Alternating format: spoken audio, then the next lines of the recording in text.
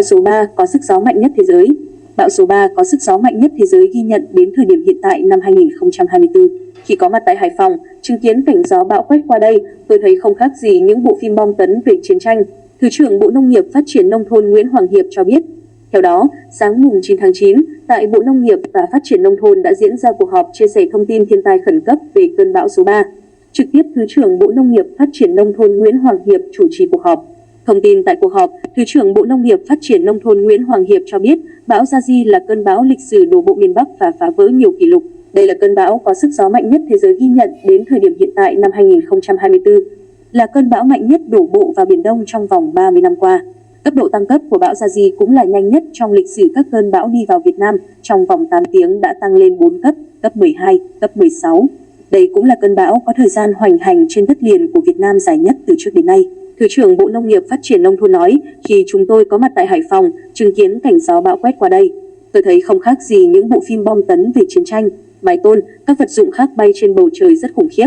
Ngay ở tâm bão, chúng tôi cũng không hình dung được nó hoành hành một thời gian dài như thế. Giữa khoảng lặng của rìa bão tiếp theo, chúng tôi nghĩ là hết bão rồi, nhưng Đài khí tượng thủy văn khẳng định bão vẫn đứng im. Khả năng ấy khoảng 30 phút và gió bắt đầu trở lại.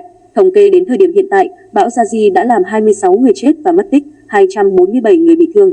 113.593 ha lúa bị ngập úng, thiệt hại 121.000 cây xanh gãy đổ, gần 10.000 nhà hư hỏng.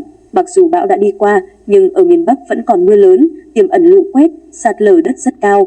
Theo Cơ quan Khí tượng Thủy văn Quốc gia, trong 12 giờ qua, lũ trên sông Thao, Lào Cai, Yên Bái, Phú Thọ, sông Lô, Hà Giang, Tuyên Quang, sông Lục Nam và sông Thương, Bắc Giang, sông Thái Bình, Hải Dương đang lên, sông Hoàng Long tại Bến Đế đang xuống. Mực nước lúc 7 giờ ngày 9 tháng 9, trên sông Thao tại Yên Bái 33,69 m, trên BD 31,69 m, trên sông Cầu tại Đắp Cầu 4,73 m, trên BD 10,33 m, trên sông Thương tại Phủ Lạng Thương 5,47 m, trên BD 20,17 m, trên sông Lục Nam tại Lục Nam 6,7 m, trên BD 30,4 m, trên sông Hoàng Long tại Bến Đế 3,46 m, dưới BD 20,04 m, trên sông Lô tại Tuyên Quang 20,15 m, dưới báo động 1,85 m, trên sông Thái Bình tại Phà Lại 3,73 m, dưới BD 10,27 m.